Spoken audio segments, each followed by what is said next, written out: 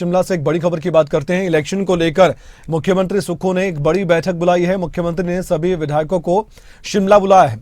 शिमला में 3 बजे okay over में बड़ी बैठक बुलाई गई है। साथ ही कांग्रेस के प्रदेश अध्यक्ष प्रतिभा सिंह और सीनियर पदाधिकारी भी मौजूद रहेंगे। लोकसभा और विधानसभा उपचुनाव को लेकर रणनीति बनाई जाएगी। अभी तक 2 ऐसी सीट है जिस पर मंथन चल ही रहा है। लोकसभा की अभी तक प्रत्याशी घोषित नहीं हुए। मंडी और शिमला की तस्वीर साफ है। उपचुनाव को लेकर किसे चुनाव मैदान में उतारा जाएगा ये क्लियर नहीं है। इसी को लेकर मंथन हो सकता हो या फिर कैसे जीता जाए ये चुनाव, 2 सीटों पर मजबूती कैसे दी जाए, कांग्रेस पार्टी का हाथ कैसे मजबूत हो, इसको लेकर भी मंथन किया जाएगा। और ये गहन मंथन होगा। अलग अलग जिम्मेदारियां सौंपी जा सकती है पदाधिकारियों को भी और साथ ही विधायकों को भी।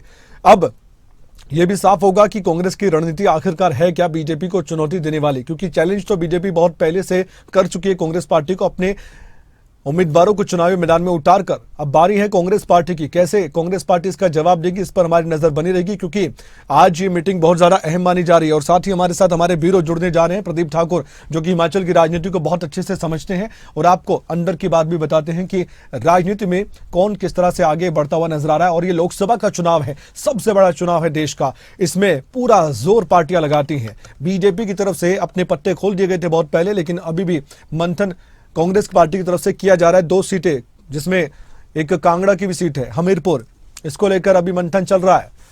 जैसे कि मैंने पहले भी बताया आपको, मंडी और शिमला को लेकर तस्वीर साफ है, कोई भी कंफ्यूजन नहीं।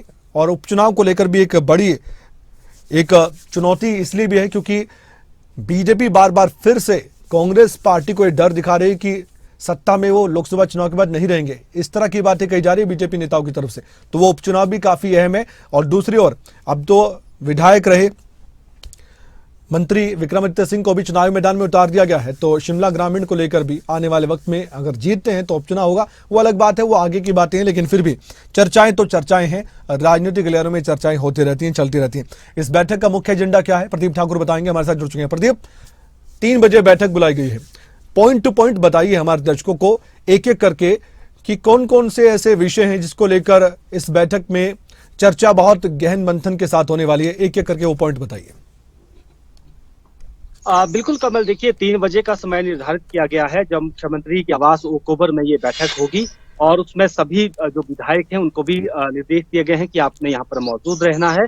और खास तौर पर जहाँ 6 उपचुनाव होने हैं वहां पर जो प्रभारी लगाए गए हैं और साथ में जिन विधायकों को जिम्मेदारी वहां पर दी गई है उनको भी निर्देश दिए गए हैं कि आपने इस बैठक में जरूर आना है। इसके साथ साथ जो पार्टी के पदाधिकारी हैं वो भी रहेंगे और कांग्रेस पार्टी की प्रदेश अध्यक्ष प्रतिभा सिंह भी इस बैठक में मौजूद रहेगी। लोकसभा चुनाव और विधानसभा की 6 सीटों पर चुनाव होने हैं, उसके मद्देनजर ये काफी महत्वपूर्ण बैठक है। सबसे पहला जो इसमें एजेंडा रहेगा कि रणनीति हमारी क्या रहेगी। अब क्योंकि चुनाव मैदान में उतरना है, कैंडिडेट्स जैसे ही अनाउंस हो जाते हैं उसके बाद किस तरह से किसने क्या क्या जिम्मा संभालना है, चुनाव प्रचार को कैसे करना है, मुख्यमंत्री के दौरे कहाँ कहाँ करवाने हैं, पार्टी प्रेसिडेंट के दौरे कहाँ होने हैं, उप मुख्यमंत्री के दौरे कहाँ होने हैं। और ये भी हो सकता है इस बैठक में चर्चा होगी कि जिम्मेदारियां बांट दी जाए, क्योंकि अभी जिस तरह से लोकसभा चुनाव के लिए 4 सीटों पर तो फोकस है ही, लेकिन जो ज्यादा फोकस है वो है 6 विधानसभा के उपचुनाव, उन पर ज्यादा फोकस है। और हमीरपुर संसदीय क्षेत्र में ज्यादा उपचुनाव होने हैं, तो ये तो चाहे इसमें ऊना का भी है और हमीरपुर जिला भी से आते हैं। हमीरपुर जिला से मुख्यमंत्री हैं, ऊना जिला से उप मुख्यमंत्री हैं। और रावलपिंडी की बात करें तो ये मंडी संसदीय क्षेत्र में पड़ता है, तो इस इलाके को भी प्रतिनिधित्व करती है विक्रमादित्य सिंह भी। ये एक जिम्मेदारी बांट दी जाएगी नेताओं में आपस में कि किसने पर ज्यादा रखना है, ताकि इन 6 सीटों में ज्यादा से ज्यादा सीटें कांग्रेस के खाते में आए। लोकसभा चुनाव में बड़े नेताओं की रैलियां किस तरह से करवानी है, जब स्टार प्रचारकों की रैलियों का दौर आएगा वो रैलियां किस तरह से करनी है, वो भी एक रणनीतिक बैठक इसमें होगी। और इसके साथ साथ अभी 2 लोकसभा सीटों पर कैंडिडेट फाइनल होने हैं, 6 सीटों पर भी कैंडिडेट फाइनल होने हैं। हालांकि उसमें 2 सीटों पर कुटलहर की अगर बात करें और धर्मशाला की, यहाँ से लगभग नाम क्लियर है, लेकिन बाकी जो 4 सीटें बचती हैं वहां के लिए अभी कैंडिडेट फाइनल किए जाने हैं। तो चर्चा इसमें भी होगी और विधायकों से भी राय ली जाएगी, उनसे भी पूछा जाएगा कि कौन इसमें उम्मीदवार जो है अच्छा रहेगा, किस तरह का उम्मीदवार हमने देना है। और जो बैठकें अब तक हुई हैं उसमें किस तरह की फीडबैक आई है वर्करों की, सीनियर लीडर्स की, तो ये सारी बातें यहाँ डिस्कस होनी है। पूरी तरह से रणनीतिक बैठक ये होगी लोकसभा और विधानसभा उपचुनाव के मद्देनजर। तो अब देखना ये होगा कि 3 बजे कितने विधायक यहाँ पर पहुंचते हैं, पार्टी के और बड़े नेता कितने पहुंचते हैं, क्योंकि अभी कांग्रेस पार्टी के पास 34 विधायक हैं। तो और उसके साथ साथ आगे की रणनीति किस तरह से तैयार की जाती है चुनाव के मद्देनजर, क्योंकि जिस तरह से बीजेपी फील्ड में उतरी हुई है, उनके चारों जो कैंडिडेट है लोकसभा के वो फील्ड में हैं। बड़े लीडर्स यहाँ पर लगातार रैलियां करने लग गए हैं। नेता प्रतिपक्ष जयराम ठाकुर ने भी मोर्चा संभाला हुआ है। भाजपा के प्रदेशाध्यक्ष डॉक्टर राजीव बिंदल वो भी पूरा चुनावी प्रबंधन कर रहे हैं। तो कहीं ना कहीं हम कह सकते हैं कि बहुत एग्रेसिव जो कैंपेन है वो इस वक्त बीजेपी का चला है। लेकिन अब कांग्रेस की बारी है कि कांग्रेस की जो रैलियां होनी है, जनसभाएं होनी है, मोर्चा संभालना है बड़े नेताओं ने, तो वो कैसे कैसे ये सारा करना है, इसको लेकर ये बैठक आज होने वाली है। क्या ये भी हम मानकर चले कि जो विधायक है उनको अपने अपने क्षेत्र की जिम्मेदारी दी जा सकती है किसी तरह की, और विधायकों को एकजुट करने का भी एक बड़ा प्रयास अब है? उपचुनाव में जीत बहुत जरूरी है कांग्रेस पार्टी के लिए। एक बड़ा टारगेट तो यही होगा कि 6 की 6 सीट वापस आ जाए उनके पास, क्योंकि उनके ही बागी नेता थे, बीजेपी में शामिल हो गए। क्या कहते हैं इस पर आप प्रदीप? बिल्कुल कमल, देखिए जो 6 विधानसभा उपचुनाव होने हैं उसमें कांग्रेस की तरफ से पहले से ही जिम्मेदारियां दे दी गई हैं। मंत्रियों को एक एक विधानसभा क्षेत्र दिया गया है, उनके साथ सीपीएफ अटैच किए गए हैं, फिर उनके साथ एक विधायक को अटैच किया गया है, फिर वहां के एक जो लोकल लीडर है पार्टी संगठन से जुड़ा हुआ उसको अटैच किया गया है। तो ये 4-4 लोगों की टीम हर विधानसभा क्षेत्र यानी 6 विधानसभा क्षेत्रों में बनाई गई है। इसके साथ साथ लोकसभा चुनाव की अगर बात करें, 34 इस वक्त विधायक इस वक्त कांग्रेस के हैं। तो सभी को एक लक्ष्य रहेगा कि आपने अपने विधानसभा क्षेत्र से लीड देनी है उम्मीदवार को, जो पार्टी का अधिकृत उम्मीदवार होगा। इसके साथ साथ मंडी की बात करें, क्योंकि मंडी संसदीय क्षेत्र में कांग्रेस के पास कम विधायक हैं। ऐसी स्थिति में जो वहां के सीनियर लीडर्स हैं, चाहे कौल सिंह ठाकुर की बात करें, चाहे प्रकाश चौधरी की बात करें, उनको जिम्मा दिया जाएगा कि आपने अपने आसपास के विधानसभा क्षेत्रों को भी कवर करना है और अपने विधानसभा क्षेत्र से लीड देनी है इस बार के लोकसभा चुनाव में। तो ये एक बड़ा लक्ष्य होगा सभी के लिए। और इसके साथ साथ जो पार्टी के और लीडर्स भी हैं, जैसे बोर्ड निगमों में चेयरमैन है, कोई वाइस चेयरमैन है, या पार्टी में कोई पदाधिकारी हैं, उनको भी यही निर्देश दिए जाएंगे कि आप अगर सरकार जब आगे स्थिति बनेगी उसके बाद आपने किस तरह से वहां पर लीड देनी है, तो उसके बाद ही आपको सरकार में एडजस्ट किया जाएगा, वही आपकी एक मेरिट होगी। तो ये सारी बातें इसमें होनी है, डिटेल बैठक ये होनी है। तो उसमें देखना होगा कि जब ये बैठक खत्म हो जाएगी उसमें क्या निर्देश मुख्यमंत्री की तरफ से पार्टी के विधायकों को, जो वर्कर्स हैं, जो लीडर्स हैं, उनको दिए जाते हैं। ठीक है, इस पर नजर हमारी बनी रहेगी। फिलहाल आप हमारे साथ जुड़े रहिए। प्रदीप, फिर से मैं आपके साथ जुड़ने वाला हूँ।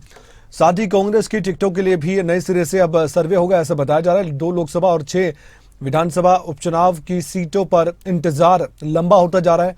उपचुनाव के लिए विधानसभा की कई सीटों पर सर्वे होगा। हमीरपुर से आस्था अग्निहोत्री के नाम की भी चर्चा जोरों पर जारी है। डिप्टी सीएम मुकेश अग्निहोत्री की बेटी हैं आस्था अग्निहोत्री। अब नहीं होगी सीईसी की बैठक, ये भी बताया जा रहा है। सीधे अब लिस्ट ही आप देखेंगे। हमारे साथ प्रदीप जुड़े हुए हैं। प्रदीप, कुछ सवाल उठ रहे हैं। एक तो सीईसी की बैठक नहीं होगी, सीधा लिस्ट आएगी। सवाल वही कि बाकी बची सीटों पर कब तक कांग्रेस पार्टी निर्णय लेकर लिस्ट जारी करेगी। दूसरा, आस्था अग्निहोत्री का नाम बिल्कुल, देखिए हमीरपुर संसदीय क्षेत्र की अगर बात करें तो यहाँ से जो पहले से ही चर्चाओं में था, संभावित प्रत्याशी लग रहे थे सतपाल रायजादा, वो कैंपेन भी कर रहे थे, चुनाव प्रचार भी कर रहे थे और लोगों के बीच जा रहे थे। लेकिन जब दिल्ली में बैठक हुई सीईसी की, उसमें एक बात जो सामने आई कि वहां से किसी मजबूत प्रत्याशी को भी हम चुनाव मैदान में अनुराग ठाकुर के सामने उतार सकते हैं। तो आस्था अग्निहोत्री का नाम प्रमुखता से सामने आया। उप मुख्यमंत्री की बेटी है, लेकिन ये जानकारी है कि वो चुनाव उनको लड़ाना नहीं चाहते हैं पारिवारिक कारणों से, क्योंकि कुछ समय पहले ही उनकी धर्मपत्नी का निधन हुआ है। तो ये पारिवारिक कारणों से उनको चुनाव मैदान में अभी उतारना नहीं चाहते हैं और संभवतः उनके भविष्य को लेकर उनका अलग कोई प्लान है। लेकिन पार्टी को लगता है कि वो एक स्ट्रॉन्ग कैंडिडेट वहां से हो सकती है, युवा भी है और लोगों के बीच में बहुत सक्रिय है। अगर उन्ना जिला की बात करें तो काफी लोग युवाओं के बीच में फेमस है आस्था अग्निहोत्री। तो ये उनका एक नाम सामने आया है। अब देखना ये होगा कि क्या उनके नाम पर सहमति बन पाती है या मुकेश अग्निहोत्री को तैयार कर लिया जाता है कि आपको इन्हें चुनाव लड़ाना है, या फिर सतपाल रायजादा जो लगातार कैंपेन कर रहे हैं उनको ही टिकट दिया जाता है। क्योंकि पहले जब कुछ दिन पहले लिस्ट जारी हुई, पहली सूची 2 संसदीय क्षेत्रों के लिए कैंडिडेट फाइनल किए गए उस वक्त ये बात सामने आई थी कि हमीरपुर संसदीय क्षेत्र का नाम भी उस दिन आ सकता है लिस्ट में, लेकिन ऐसा नहीं हुआ। तो उससे उस दिन से ही चर्चा जो है वो जोर पकड़ गई कि यहाँ से कोई और प्रत्याशी को लेकर सर्च जो है वो कांग्रेस पार्टी कर रही है, ऐसा कुछ मन बनाया है। कांगड़ा में अभी पेच फंसा हुआ है, आशा कुमारी का नाम प्रमुखता से है, लेकिन कुछ और लीडर्स भी हैं, उनका नाम को लेकर भी चर्चा चल रही है। तो संभवतः जब सहमति बनेगी तो आशा कुमारी ही कैंडिडेट होगी।